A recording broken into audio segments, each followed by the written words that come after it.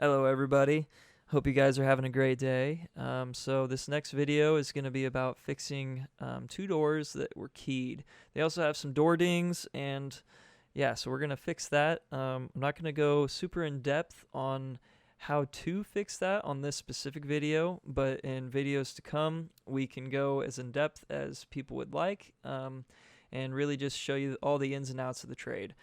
So to jump in, we're going to go ahead and we're going to clean the car, get all the dirt, grime, and wax off the car. Then we're going to start in by sanding and feather out all those scratches. And then you'll see I end up putting some glaze on there, and that's for those dents and to just kind of feather in where I sanded down to get those scratches out. Followed by that, I'm going to mask the car up and shoot some primer on it. And then we'll sand the primer down and mask it again, paint it, and reassemble it and buff the thing and ship it. So that's how this is all going to go, and I hope you guys enjoy the video.